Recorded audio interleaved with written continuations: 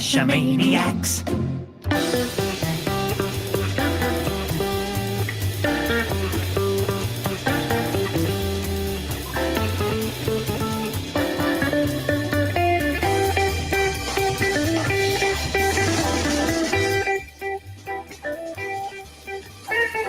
Geo Gearheads. Well, good evening and welcome to Geo Gearheads. This is a weekly show about geocaching and geolocation games. I'm Chris of the Northwest, along with our host, Daryl W4. Hey, it's good to be here for our second Pandemic Effects show. Ooh, there's been that many effects of the pandemic? Well, there's been a lot more than two effects of the pandemic, I guarantee you that.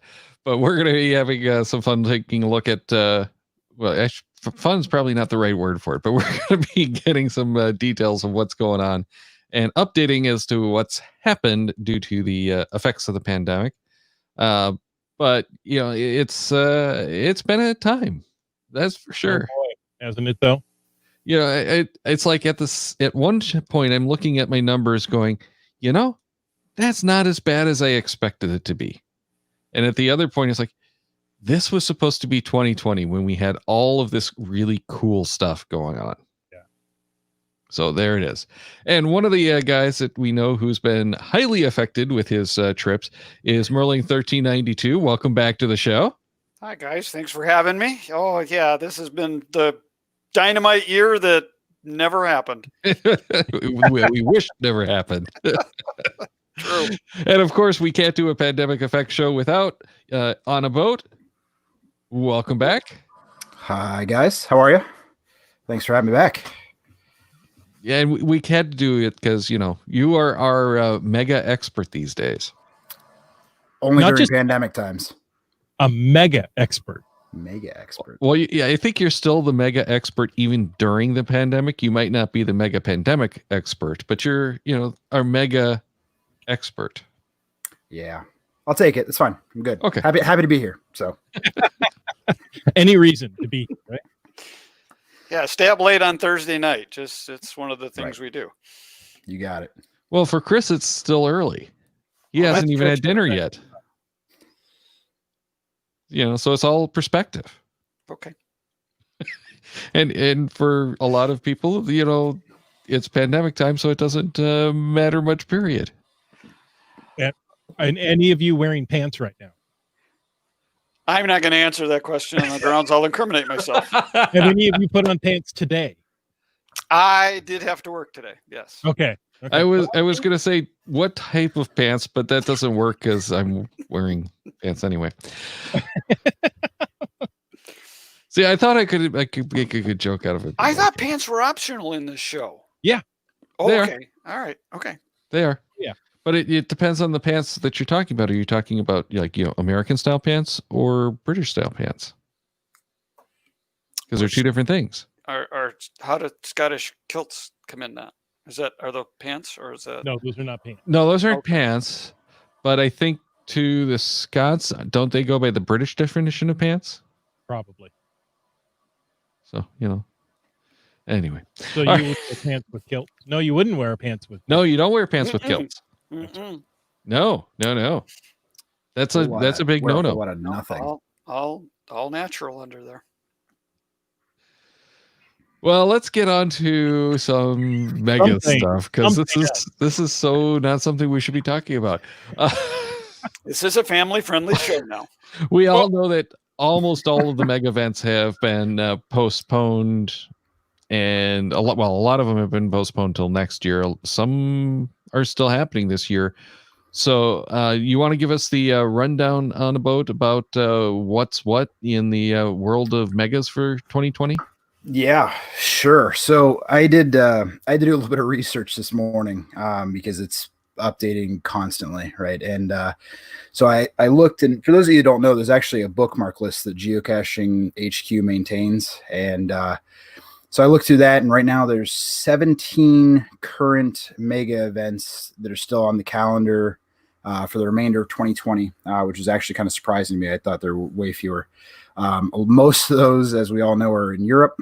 Right now, there's 2 mega events that are still on the calendar here in the U.S. That is sorry, I got something in my throat. Mingo Madness, GC88 Victor 6 Victor, and the Jackson County Agro Tourism Geo Trail Kickoff. That's a mouthful.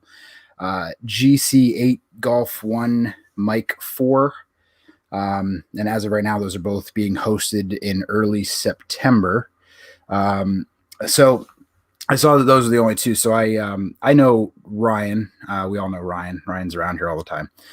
So I talked to Ryan a little bit earlier today and tried to get an update on what's going on with him and Mingo, because I know he's probably going through a whole lot. And what he told me was that they're working very, very closely with the local authorities in Kansas, the local folks in Colby, the state folks, all the people that make big decisions to make sure that they're completely paying attention to all the guidelines and all that stuff. And one thing that he mentioned is it's not even just the situation in Kansas in terms of the pandemic and everything, but they're also looking at how things are across the country and internationally too, which is a really interesting kind of perspective.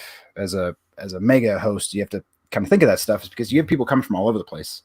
And so with him, they're still weighing their options. He told me they're still on at the moment. Obviously, he's got some meetings, I think he said in August. And I don't know. The hardest part is like everything's unknown, right? Like we all know that everything's like completely unknown at this point. Things could change dramatically in the next 2 days. So personally, I was surprised to even see that we still had stuff on the calendar for this year. I wouldn't be surprised if we had nothing by the time we're all said and done, but he's trying his hardest, you know what I mean? More power to him. So God bless him, right? So. Yeah, well, and I was very interested talking with Geo Monkey Tiger last week about the Jackson County one, because that was interesting that they've continued to move on as they have, and that they're it sounded like they're kind of planning to social distance the whole event at this point, which kind of doesn't really make it a mega event anymore.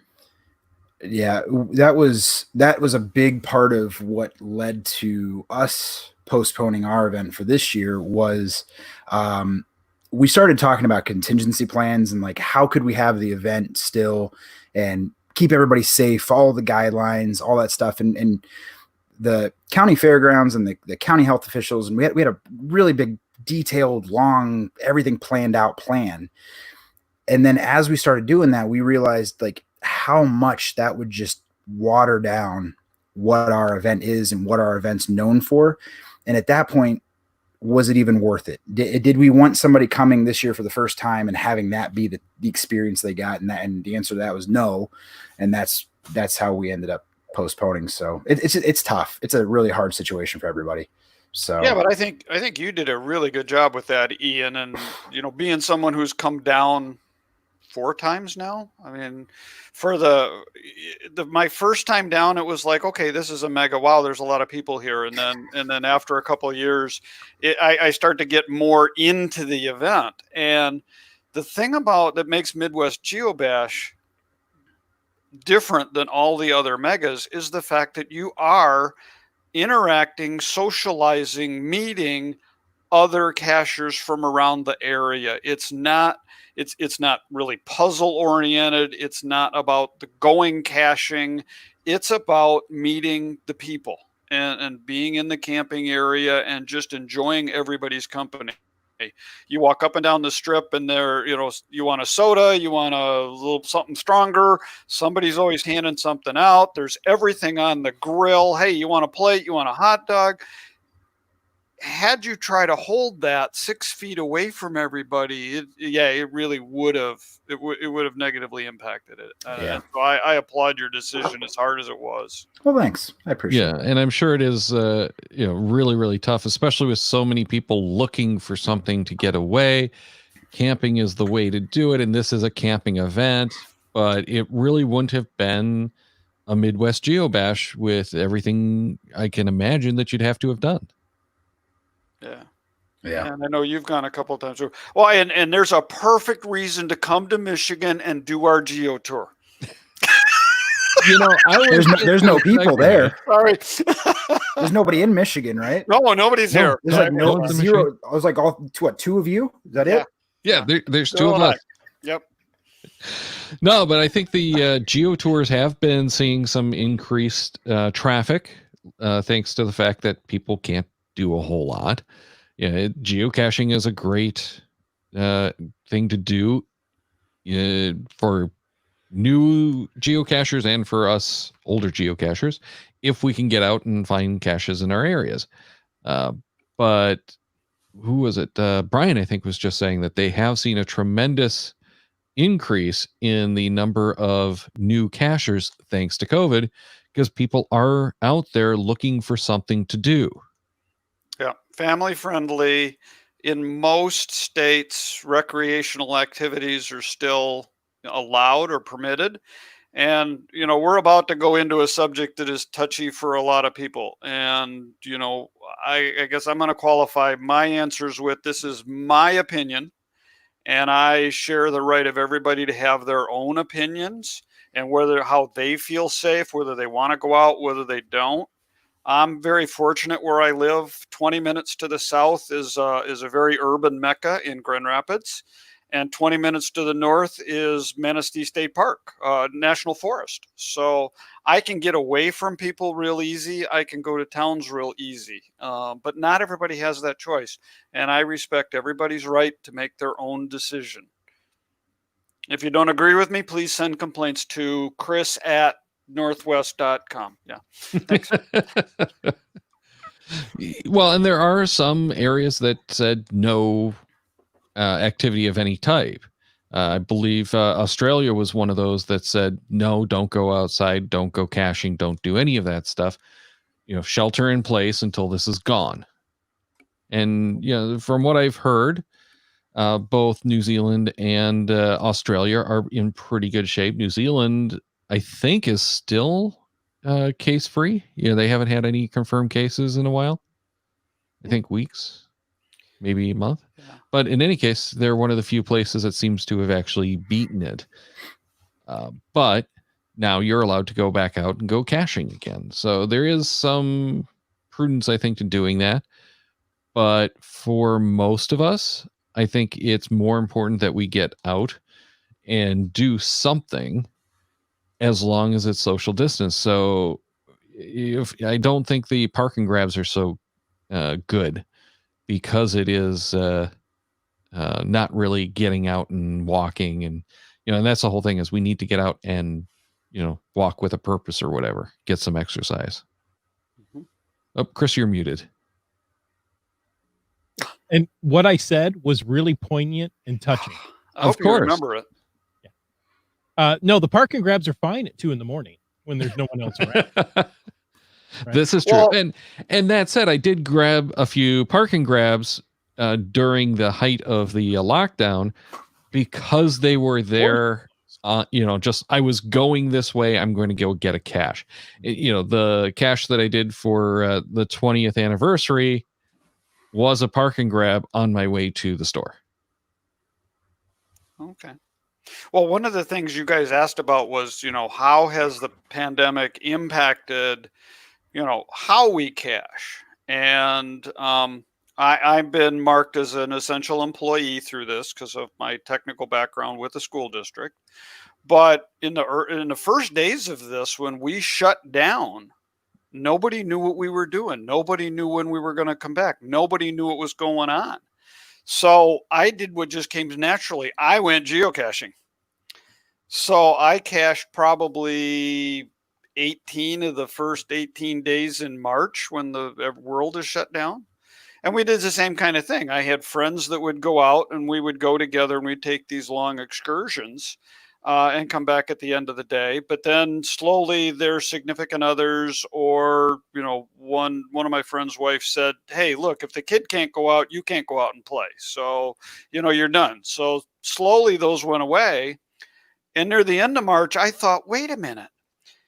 If everybody is sheltered in place, who's in these cities where you usually can't find the adventure labs, or you can't find parking for this, you can't find parking for that. So I went to downtown Holland, where there was a Where I Go, 2 adventure labs, and another multi downtown. And on every one of the cache pages, it says parking is an issue.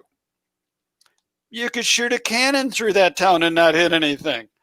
I had the whole town to myself. I could stop where I wanted to go. It was fantastic.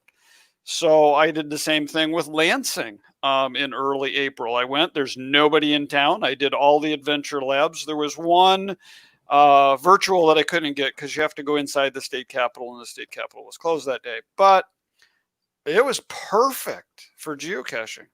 And nobody had been out for like 3 weeks. So I didn't have to worry about virus on containers or something like that. So that's how I did from March 1st through the end of June. I actually got 863 caches, which is about 30% increase over my best year ever. So what pandemic? Well, it's allowing you to find the caches. You're using pandemic to your advantage. Yeah, right? well, the pandemic did mess that. I was headed to Midwest GeoBash for at least the first part of the event. Ian calling me out on that one. I was then headed to Ecuador for a week and a half of scuba diving and adventuring in the Amazon. And then I was headed to HQ for a week, and I was headed to British Columbia for another week. I had 5 weeks of approved vacation. I'm going nowhere. Holland is still there. Holland is, yes. Yes, but it's Holland, Michigan. Holland, Michigan. It's almost international sounding. There's nobody there any time of year. So Oh, yeah. Well, windmill time and tulip time in the spring. It's Right. very beautiful. It well, reminds you of Holland.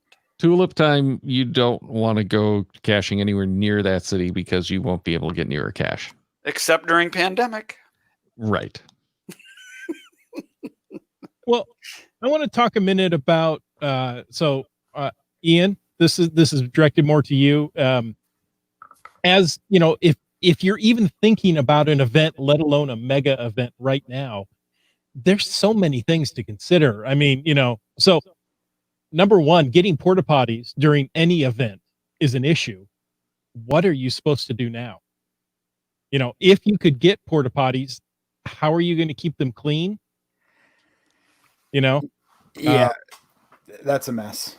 Yeah. That's a whole big mess. It's So, go ahead. I was going to say, so I was telling you before, we had a whole list of contingencies and plans and all kinds of stuff that we were working on. And we generally have porta johns every year for the event, various places around the fairgrounds. And, we had to set it up so that they would be pumped and cleaned more frequently this year than other years. That was part of our plan with the county and everything.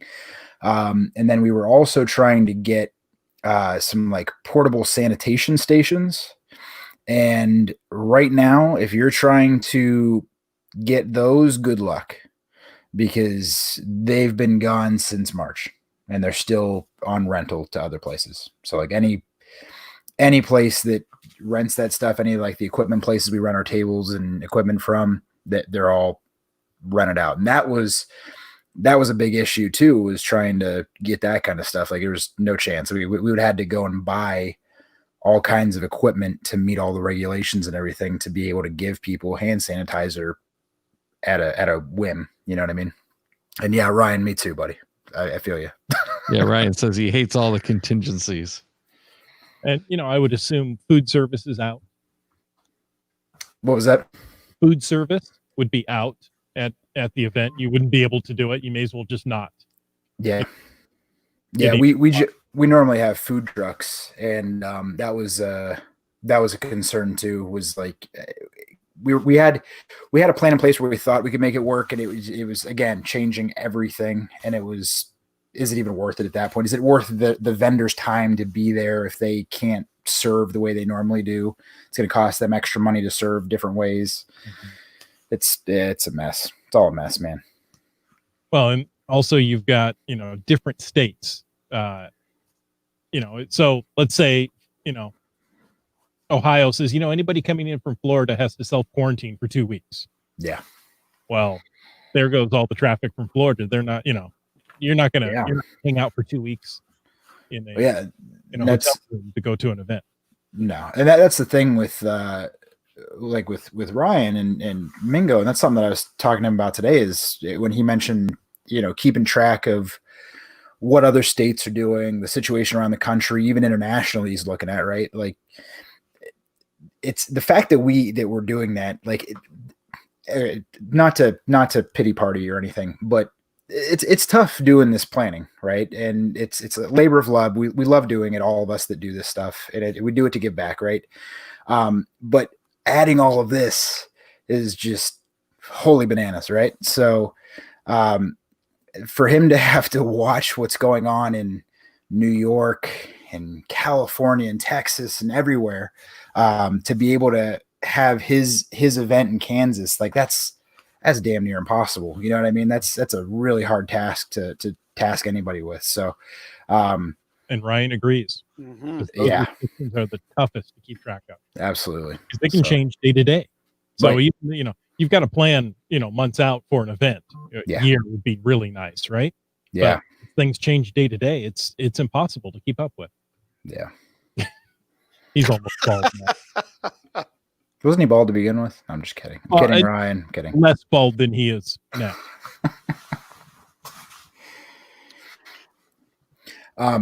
One other thing I just wanted to mention real fast is another tough thing that's going on right now with some of these megas, right, is that a lot of these events that were being held before and have now been postponed and stuff, they already have merchandise and stuff for the event, and they're literally just sitting on merchandise.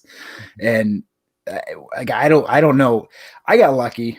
We got lucky. My team, we got very, very lucky because we have a great relationship with our vendors and stuff, and we were able to get out at basically the 11th hour and not be stuck with thousands of dollars of merchandise that we're not having an event to get rid of.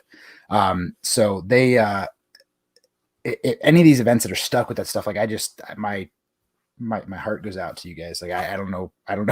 That's a tough situation. So I know Ryan probably has some merchandise, and he's gonna have to figure out, like, if something goes wrong and he can't have the event, like what's he gonna do with that? Is it for next year, or that's just all of these things. It's just such a mess. But I digress. Carry on. I would suggest no longer putting actual dates on the coins. Yeah, my team said the same thing. They yelled at me for that already. Yeah, let's just do event number. Yeah. Event number 12. Be done with it. Well, it can be whenever. There you go. So it's on this side right here. Yeah. Well, I'm really bad at this camera thing, but yeah, it has a date on it. Yeah. Well, and it's also from a participant standpoint. I mean, I try to support Midwest Geobash when I go, and I bought the VIP premium ticket, the whole boat. And I know when the event was canceled, they said, here's two choices. A, we'll send you your money back, or B, you can keep it on account and save it till next year. And I said, I've already spent it. It's already come out of the checking account. Just keep it, hold on to it, put my name on it, and I'll get it next year. So in some of the cases where they've done that, I don't know how HQ did theirs, because I would have just as soon left it there, but they sent it back. And so they processed all the refunds. But again, it's an event by event. And in some cases, it's just easier to cancel all of them, and you have to reorder the next year. Yeah, it's a bookkeeping thing for some of these guys too. Ooh. Yeah, there you go. Ooh, Nice. Cool coin. Getting one of those. That one doesn't have a date on it. There you go. Nice. I got lucky with that one. Very nice. Very nice. But yeah, these event hosts have been putting in so much time and effort. Even the cancellation is probably, aside from being heartbreaking, makes everything that much more challenging. And they're canceling these events, canceling all the reservations, trying to postpone it, and now they have to go back and try to put all of that back together, and then some for the following year. Mhm. Mhm. Yeah. Yeah, but I don't. Oh. Sorry, Chris. Go ahead. No, Tim, you win. You're the Okay. guest. Well, you're the host. I was going to say we've talked a lot about what's bad about the pandemic. I think one of the great things that has come out of the pandemic is it's brought geocaching organizations more to the forefront. I know Ian's involved with the Ohio geocachers. I'm involved with the Michigan geocaching organization. The geocachers of Long Island have done some great things out there. Texas has done, we're now holding Zoom meetings every week, and we're trying to get together as a community, and we're trying to do promotions, and we're trying to do activities that are not necessarily specifically geocaching related, but it keeps people interested. It keeps people engaged. And for a shameless plug, Michigan has actually 5 regions. There's 4 within the state, and then there's one out here that can be anybody from around the world. You're welcome to join MyGo and be part of our group and be part of the contests and events and things that we put together. Ian is a member. Ian is our regional vice president for the 5th chapter. So that's how involved he is. He does megas. He does. I don't even live in Michigan. Nobody lives in Michigan. Nobody lives in Michigan. We understand that. Other than Daryl, commuter state. Daryl and I are People just go there to work and then they leave, go back to Ohio. In our current sample, half of the people live in Michigan. That's right. And the other half are in or from Ohio. So yeah, I'm okay. Boom. Yeah, we don't talk about that state down south. Anyway. Yeah, but there's no other residents in any other state. So yeah. So you really support your local geocaching organization, and if you don't know about your local geocaching organization, seek them out and get involved, because they are all working very hard to make sure everybody stays together, everybody has fun without going necessarily outside or gathering in groups again. Yeah. Tim, so very well said. The local geocaching associations are doing some great work. Yes, they're, instead of physical events, they're doing the virtual online events. I know several are, and they're using that to build community, right? People who maybe now all across the state wouldn't come to an event, but they're seeing now each other each and every week, on a Zoom meeting, and they're 500 miles apart, and those friendships are growing deeper. Yep. So support your local geocaching association. They need your help right now. Jim Stark says that next Wednesday he's going to his first local event since the beginning of March. Ohio still does not allow events, but I'm going to go to an event just across the border in Michigan.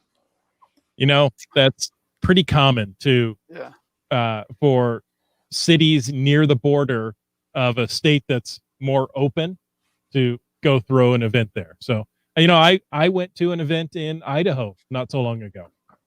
It was the first community celebration event in the area, and it was one put on by Mountain Bike. And I thought, I really need to go to this. We had a lot of fun, but it was quite a drive, and I enjoyed it. And it's mountain bike, so And it's mountain bike. Well, you gotta go go to mountain bikes. Right. I would go to mountain bikes if it were close, but it's Idaho's get on a closer to plane, Washington. but It's a little bit of a drive. yeah. It's still closer though. Is it? How far of a drive was it for you, Chris? It's hard to say because we did caching along the way. Oh, so it took 3 times as long. Yeah, exactly. Okay. We stopped at a hotel, and we probably did 6 hours, maybe 7 hours of driving. Oh, that's not too bad. Mm-mm. Yeah, we are starting to see events open up in the states down here, but it's not been, Michigan specifically, it's not been the quantity that we once had. And we've got all of those community events that need to get rescheduled. I never got around to scheduling mine because it hit like right about the time I was looking at scheduling it. And a buddy of mine had one that was planned for May 1st. So obviously that got canceled. So, there's going to be a lot of events once it actually opens up. Oh, and Just Finding Our Way says, I'm going to an event on Saturday. Last I looked, 4 people had responded, small, but it will be the last one I need for a challenge. Nice. Oh, there you go. Yeah, that works. That works Yeah. very well. It doesn't matter the number of people. No. I'd hang out with one person at this point. Oh, sure. Like us tonight. Do we not count? Who wants to hang out with you? That's what I told you guys. That I had to get ready and look good just to see you guys. I don't see people. Just for the other Ohioans. The Michiganders don't count. No. Yeah, who are these guys? Oh my God. But it was an interesting last event that I went to, and I can't remember what it was, but the last event I went to, everyone was keeping their distance already. Right. I hosted I think I might have told you guys this before last time I was on, but I hosted this big series of events all through the winter called Brave the Cold. It's this big outdoor event series that went all winter. And one of the last ones that I had, it was like number 50 or something. It was outside at a park in March. And it was actually like 60 degrees outside, but everybody was like 6 feet apart. It was right when all this kicked off, right when Ohio started locking down. And I had an event scheduled the following week that actually got retracted because of all the lockdowns and everything. But the last event, everybody was 10 feet apart from one another. Everybody was making jokes. We have too many people. We're only supposed to have 10. There's too many people here. And it was comical, but it was interesting to see the way everybody was like, is this real? Like, do I stay back? Like, what's going on? So it was very interesting. Yeah, it's very interesting to see people's reaction. Some people, maybe they forget to social distance as they're excited to see someone as they move in close and then realize, oh, hold on. I'm not supposed to be that close to you. Yeah. Or the others that are like, hey, that's close enough. Yeah. Well, and it's just kind of nature.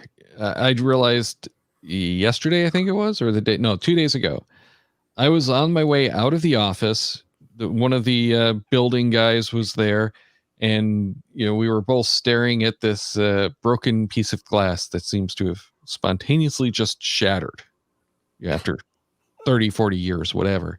So we're going, what the hell happened to that, right? And we're just naturally standing next to each other talking, and it's like, oh, wait a minute, we're not 6 feet apart. We're like 2 feet apart. And we both kind of like realized it at the same time, and we're like, okay. It's just natural, and it's going to take a little bit longer to readjust to this new reality, but we're already starting to see it. People are just adjusting to this new normal, and it's going to be with us for a while. So these changes that we see at the events with people staying further apart, that's going to be a while. Yeah. Right. We need a vaccine. We need a treatment program. We need a cure. We need that before we can go back to what was normal. Well, and even then, I think people are still going to be more cautious. And air travel. We're gregarious people. We're friendly people. We are. But it's an entity. It's going to change. First thing we're going to do is lose the masks. Yeah. Everyone wants to lose that. And then our social distancing is going to probably go down to like 3 feet. Right. But I hope it'll be slow. Yeah, it'll be a slow return to whatever normal is. Well, but I don't think we're going to get back to a normal like we used to have, especially with air travel. Air travel has forever changed, and I don't see that going back, period. It's like it did 20 years ago when it changed. Yeah, this is actually, I think, worse. Yeah, right. Well, because now we were already moving toward things like Zoom meetings instead of flying places. Yeah. The airlines have mothballed or retired a lot of their larger planes. With the A380s and the 747s are almost all gone. They're like not just mothballed and coming back later. They're retiring them. They're not coming back. So a lot of your international flights aren't going to seat anywhere near as many people. The companies have learned, hey, we don't have to send our people overseas. It's cheaper, it's faster, and we can generally get what we need somewhere else. Mhm. So the only guys who are going to be, and gals who are going to be traveling overseas are going to be the ones who actually physically need to be there, which leaves the tourists as the remaining seats. Mm-hmm. Tourists don't pay as much for those flights. So the airlines can't make the money. They have to reduce the inventory. And as a result, it's going to be harder for us to travel overseas. It's more and more costly. Same thing holds true of domestic travel. There's not as much of that. It's going to go up. So I'm really afraid that we're going to get to a point in like 5 or 6 years where it's going to be too expensive for people to travel on a annual basis internationally. Interesting perspective. I've been worried personally about some of these like budget airlines as well, as to whether A lot of them are going under. I traveled last time I went to Seattle. I took the only nonstop flight I could get from Cleveland to Seattle was on Frontier, I think. And it was a budget flight, right? And I that was the only way that I could go at the time, right? 5 years ago, to go to the last block party. So if that's not around, like that's going to put a big damper on stuff as well, because there's people that need those $90 flights compared to the $180 United or American flights, you know? Right. So, well, and think about how much more money the airlines have to spend to keep things safe. They're already cutting back the services. You know, you don't get snacks and meals on most of the flights now, from what I hear. Yeah. And that's, you know, one, they're cutting back to save the expense, and two, limiting the exposure so that they don't have as much risk to their people and to their customers. Right. Yep. Yeah. I mean, it's definitely going to be a new world for a while. So, you know, we just have to see how things continue to go. I mean, that's what we may have 4 or 5 different shows on pandemics by the time we're done. Well, and I think the effect is going to be long lasting, well beyond the actual pandemic, or, you know, even a few years beyond that. We're talking, I think, some fundamental changes in travel, especially. You know, the rest of it, I think, might come back a little faster. But travel especially has been under pressure for decades. Yeah. And this really has broken the economy around airlines, and we're going to see a lot of problems there. Now, we might see some new advancements. You know, we've been talking for how long about Hyperloop and how that's going to actually bring down the cost and increase the efficiency. Maybe that comes down to it, but I worry that something like that, because you're in this closed near vacuum tube, it's going to have other issues that people aren't going to want to deal with. Exactly. But like Chris Bruce says in the chat, road trip instead. You can find more caches that way versus flying. And absolutely true. Yeah. And I'm seeing in my area a huge uptick in RV purchases, as people are, you know what? Oh, yeah. I can't fly anywhere, so I'm going to drive. I'm going to drive everywhere. Yeah, that's international, as I understand that's happening. Now, it's certainly not all countries, but most of the countries that's into, you know, RVing and camping, like I know I've heard Great Britain has a lot of it. Germany is having a lot of it. They're buying the campers because the people still want to go and travel, but they might not feel safe in a hotel, or the hotels might not be open. Right. So you're in your own vehicle. You don't have to worry about it. Stop and get your groceries at your local store, and then you go and disappear for a week. Yeah. Yeah, my wife and I are planning a trip for the end of September. We're going to finish off back to the Geo Tour. We're going to do the Upper Peninsula and grab all the tour caches up there. And we've talked about renting a motorhome just to see if we like it, try it out. And for that same reason, that it's really hard to figure out what motel, what hotel, what restaurants. So yeah, we'll take our own groceries and we'll go up. See, and I keep hearing that the RVs are impossible to rent right now.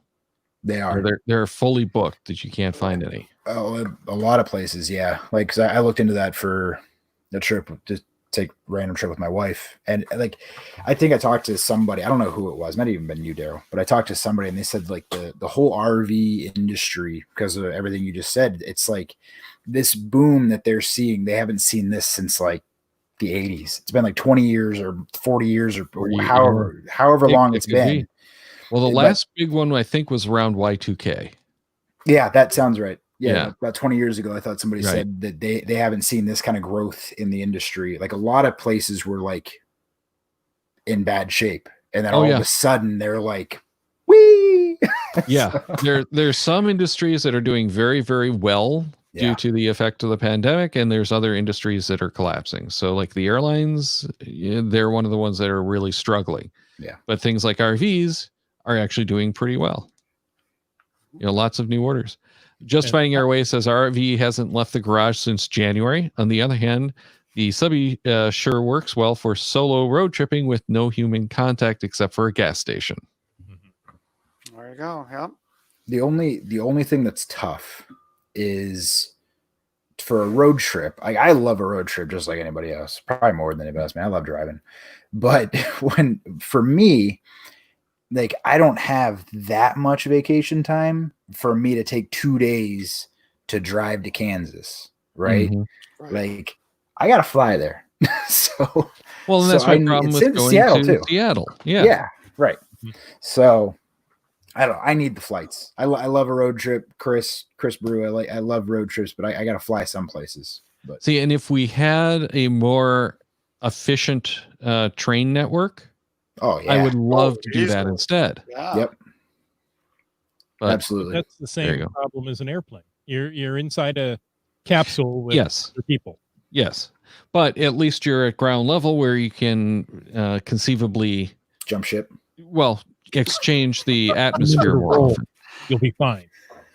Yeah, there was something that I was talking with, I think it was our building management on, that the EPA is calling for 4 air changes an hour, as in the entire volume of your office or whatever needs to be changed every 15 minutes, basically.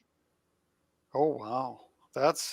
Our office went to 6. Yeah, which is significantly up. I think they said almost double what they normally do, with fresh air. So you basically got Arctic breezes blowing across your desk. Well, no, they're having actually a harder time cooling because they're bringing in so much air. They can't recirculate any of the air anymore. It's all outside air, which means they have to pull all of that humidity out. So they are having some problems with it because of the air exchange. But something like a train, you can do that air exchange much easier than you could in a plane. And if I remember correctly, the planes don't even do a full air change an hour. Yes, they do. I heard, there's something on the news like last week. They were talking about they've increased it to, like, kind of like you were saying in the office. They've increased the rate that they do it at, and they were touting the fact that it's probably cleaner than the air in your house. And that is definitely true. Yeah, but the frequency, I don't know. Yeah, homes don't exchange the air very frequently because it costs more to do that. Right. The most efficient thing to do is recycle as much of the air as they can. Right. Now, you get into some of these homes that are really well sealed, and they have the interchange built into the exchange rather built into the furnace to bring in that fresh air. So, there's all kinds of stuff going on, and that's another thing I think we're more likely to see is a lot of these systems that do the air exchanges are going to be making their way into more and more homes. we need more fresh air. We need to exchange our air more often. So let's start installing it. But that's No, going to be let's go expensive. outside and geocache. I tell you what. Yeah. the- Again, I'm talking about the economic effect. The economic And effect. Oh, okay. Speaking of which, you heard that Sony has, I think they said, doubled the orders for the PlayStation 5. The production orders, because they're expecting that much more demand for it when it launches, because people aren't going on vacations. Still can't get a Nintendo Switch anywhere right now. Yeah. Nowhere. Yeah, and they seriously underestimated their demand, because who would have expected COVID to have locked everyone down when they released basement playing video games at the same time. Yeah. Have you noticed that on the internet? It's insane. Trying to use internet at home and watching speeds, cycle. Yeah, GSM times 2, going back to the trains. Train trip from Detroit to Seattle through Chicago takes approximately 2 days and 4 hours. That adds 4 days to your trip. Right. Well, no, because that's if everything runs on time. Right. Well, yeah, but I'm saying, like, Amtrak. But 2 days on both sides at minimum to get there, right? Like you're adding 4 extra days to an already 10-day long trip. Like that's I need planes, man. Like, and you don't stop and geocache along the way. Right. You can say there's one. There goes another one. Yeah. Well, and here's the thing with the trains. They do actually make a lot of short stops. Mm-hmm. And you can get off, but you generally don't have enough time to leave the platform. No. Right. And because it's a train station, you can't place caches there. Right. So you're not going to have enough time to go grab a cache. Oh, right. So everybody do adventure labs at your local train station. Oh, there you go. I'm not sure that's actually allowed. I don't know if you can do that. Yeah. But to Ian's point, yeah, it's okay. 2.4 turns out to 4.8. To me, that sounds like 5 days, and you're going to go for a 1-day event. Really? Why? My trip to Seattle was, I'm going to fly in on Tuesday, be there, and because I'm coming out to you, Chris, I get most of my day back once I get there. So I've got all day Tuesday, Wednesday, Thursday, Friday, Saturday, and then Sunday I start going on the northern trip. So I have really 10 days of being there and caching. It's 1 day to get there, 1 day to get back, or half a day to get. It's a full day to get back and a half a day to get out there. It's way easier to do that. Happy Hodag says the one cache he has in Milwaukee County was on a layover near the train station. Oh, okay. Near the train station. Near the train station. Well, and there is a multi-cache that goes from, I'm going to get this wrong, Muskegon to Milwaukee on the ferry. And I don't know that it's been found yet. I think it's still an FTF is available for it. Oh, interesting. Mm-hmm. All right. We are running a little long, but Tim, we wanted to get some stats on the Geo Tours, because, Geo Tours have been a big thing. Oh, okay. Thanks for asking. Aside from all the fun that we're having, the Geo Tour, as we know, launched last May. May the 24th, it launched. We are now up to, as of tonight, 5,051 favorite points on the tour. The quick synopsis is there's 100 caches in 4 regions of the state. There are 5 special caches that you need to find in each region, and then you can fill out your 20 with any of the other, or your total of 20, you can fill in with 20 others that are optional kind of things. The tour is absolutely doing fantastic. 401 finds in Wayne County for the Mayberry State Park. Yankee Springs State Park over here on the west side has 134 favorite points to it. It leads it. 7 countries have been involved. 3,000 544 unique IDs have found caches. Let's see, what more do I want to say? Headquarters says that 35 souvenirs have been awarded. In order to get a souvenir, you have to get all 100 caches in the tour. So the rewards, if you get 20 of the 25 in each region, there's a path tag for that region, and you can earn up to 4 of those. If you complete 3 regions, the DNR does a silver coin, and we've given 74 away of those to date. And if you complete all 4 regions, which would be 80 caches, you get a gold coin from the state. And we've given away 57 of those so far. And, you know, talking pandemic, as we rolled into the winter months, there have been 6 days over the last 366 where nobody has found a cache on that day. Otherwise, every date has been found at least 1 cache.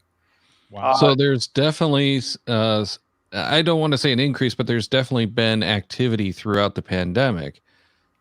Well, and it's picked up. January Okay. saw 266 caches found.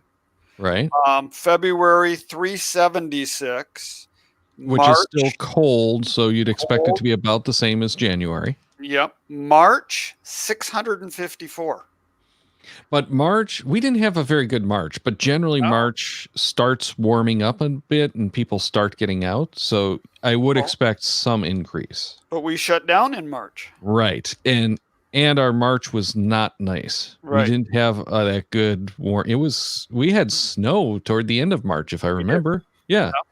Yeah. So yeah, that's a significant increase, because otherwise I would not have expected anyone to be out really. Right. You know, I didn't. I was few surprised hundred. when I pulled that number. So April saw 587. So it went down in April. Back when things started to open up a little bit. Yeah. May of this year, 1454. So May was warmer. Everybody wanted to get out. Well, and actually, no, April was when they started locking it down even tighter. Correct. Yeah, where they started telling you not to travel. Not Okay. to travel at all. So the numbers do actually reflect the lockdown in that it's travel restrictions. Right. But it's still, I mean, 587 is still a pretty big number. Yeah, especially considering a lockdown. Yeah, well, so yeah, I was going to say, considering it was what was it, 300 something in January? January was 266. That 266, was a low month. Yeah. And June was 1478. So again, it's continuing to pick up as we go. And we know the numbers are down a little bit from last year, month to month, simply because there were so many people that came right out of the gate and started to find caches. And so now we're into series 2. I've completed the northern lower, the southeast, and the southwest already, so I'm not going to those parks again. So I have the UP left to do for my own personal setup. So the DNR is still wildly fantastic about what's going on. The problem that we had with the DNR is the fact that the state budget got whacked. You know, the state's giving away all this money, so they froze all of the accounts. No expenditures were allowed, and we have this 3-year commitment. It was like, what are we going to do? So we've been working with HQ. HQ has been fantastic through all of this and helping. And we got special permission from the director of the DNR to approve the expenditure for the Geo Tour for year 2. And we don't have to pay for it until October 1st. October 1st is technically next year in the state's budget. So they feel it'll be a little bit open. So the tour is safe for 3 years. We have lots of coins. We have lots of path tags. We've given away almost 100 path tags in each region So, there's lots of reasons to come and do the Geo Tour. And it's a big Geo Tour. We know that. This is not a weekend Geo Tour. I was just going to ask, what do you think it's going to take you time-wise just to do the UP?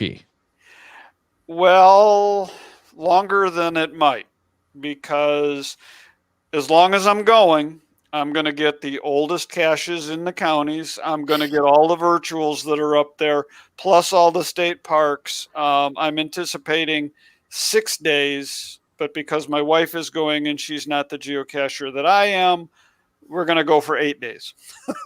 So. I was expecting 6 weeks, but I was when I was starting to look at it, figuring at least 5 days, and that wasn't going to give us a lot of time to do any sightseeing. Yeah, no, it's 652 miles of driving, and because the state parks are really not put very close together, you can't power trail these, and I think someone said 3.5 days was the shortest that it was like physically doable if you didn't sleep and just drove it, and yeah, I think attitude. it was like a 2.25 days or something like that of drive and grab the cache time. Yeah. There's 3 caches, as I understand, that are fairly significant hikes up there as well. So again, not only we wanted you to see the park, we wanted you to experience what the nature is. When we designed the tour, it was all about favorite points. The one of the caches with the least amount of favorite points has 20. So everybody has enjoyed the parks, enjoying the caches and things like that, but it's not an easy tour. And so, yeah, I think 4 days is probably reasonable at minimum, and you're probably looking at a good week. And that's just for the UP. Just for the UP. Yep. Yeah. And that's one of 4 regions. Correct. Yeah. But I think overall, the Geo Tours are going to be doing much better thanks to the pandemic, because people aren't going out for these big mega events, so they're going to go do a Geo Tour. People aren't going and doing the big vacations, so let's go and do a Geo Tour. Mm-hmm. The Geo Tour is going to be much more of the tourism for the geocachers in the next year, maybe 2 years. I hope not, but until we start getting travel being more open and cheaper again, I think the Geo Tours are going to be the real winners out of all this. Well, there's a new Geo Tour that was recently announced down in Owensboro, Kentucky, and we're looking at that very seriously going down. And I looked at the page today, and they're just under 300 will attends right now. And so they're releasing August the 15th. And yeah, it's a 7-hour drive from where we are. So we're looking at it as, okay, this is a trip we can do. Now we're starting to think about, well, do we really want to go if there are going to be that many people there? But supposedly they've taken the social distancing into account. They're working with the local community, and the park that they're holding it is sufficiently large enough to hold a group. At least that's what they say. So we're going to try to figure it out and find out. I was thinking of going to that one too. That's Team AFK that's actually hosting it, if I recall. Yes. I forget the name of it. They just mentioned it on Podcaster as well. And I had in my notes to put it in the notes, and of course I didn't do that. The Geo Tour? Yeah, well, the event to launch the Geo Tour. It's the barbecue, bourbon, and bluegrass. Do you happen to have the GC number handy? Oh, of course. Oh, you got that. GC 8, Mary Baker 6, November. So there you go. Another Geo Tour kickoff that's, in this case, not quite a mega, but might be by the time. I know they're looking to. They're close. Get it to that status. I think they need what, Ian? 300? Will it? Yes. In a normal year. Okay. I have absolutely no idea what HQ would do if somebody tried to apply for a mega right now. No idea. Yeah, that's So- that's a good point. Is that there's no guarantee that it's going to be a mega, but No. number wise, they're at that They're at mega level. threshold. Yeah, Yeah, absolutely. Yeah. so that would be good. MC3 Cats just said, "Oops." The WSGA, that's the Washington State Geocaching Association, is looking to renew their Valley Cities Geo Tour for this year. It will be a slimmed down version, but we're looking at doing it. Challenges are funding from municipalities who are ponying up. I can't say it. Ponying up. Anyway, giving money. Giving money. That was thanks, Ian. It's one of those things. Yeah. Okay. Travel dollars to help fund geotours. It's pretty much dried up with the lack of tourism-related tax dollars being spent. Sure. Yeah. Yeah. Everybody's budget has been devastated, so that's the challenge. I mean, I know that West Bend, for instance, they make a lot of money on their geo tour and their event, and so they really want to hold those things, and it's a big hardship. Yeah. Yeah. So. Yeah. The local geocaching association needs your help because they're not able to hold the big fundraising events like they have been. Right. Yeah, and that is going to be the thing that we have to see how it comes back. But in the meantime, I think these geo tours are a good way for them to at least keep some of that revenue coming in. And it doesn't necessarily even need to, I guess, be an official geo tour, because that does take a lot more money to pull off than some of the unofficial tours where it's not technically a geo tour. The trails. The trails, yes. So yeah, I wouldn't be too surprised if we start seeing more of that stuff happening, and especially the ones that are done by the individuals or a small group. And I have heard about a lot of those like GeoArts and that kind of stuff that's coming out by the individuals trying to get people to get out in cash, especially because a lot of these people have been furloughed and can't do anything productive aside. Well, I shouldn't say that. Don't have anything more productive than creating the tours in their time off. True. How very true. Daryl, we've run longer tonight than we're used to. We are. Oh no. Much longer. So thank you very much, gentlemen, for joining us. It's been a lot of fun. And I also thank you to everyone in the live chat, because it was a very lively group tonight that we couldn't even keep up with. So before we let you go, Tim, why don't you give us a good idea of where to find more about the Michigan Geo Tour and about Migo? Well, the Michigan Geo Tour is it's GT93, which is geocaching.com Geo Tours. They can find it there. MyGo is mi-geocaching.org, and so they can find us there. You can find me just through messaging Merlin1392, and we're happy to help and work with folks in any way that we can. All right, and then on a boat, your turn. The event, God, it's over here. MWGB.org is for Midwest Geobash.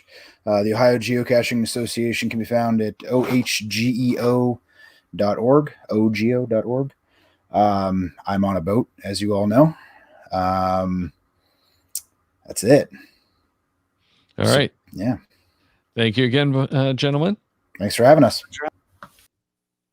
Always nice to have them. They've got such good insight.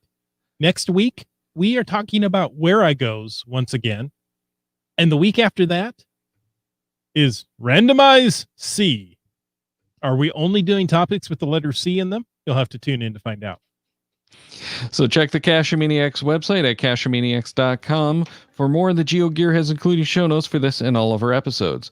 We love hearing from our listeners, so leave us feedback by emailing geogearheads@cachemaniacs.com or through social media. Your support helps keep the Cachemaniacs shows coming. Please consider becoming a patron through the link on our website to support the Cachemaniacs shows. Geo Gearheads is produced by Chris Hoffenauer and Daryl Wanberg. This show is copyright 2020 by Daryl Wanberg. All rights reserved.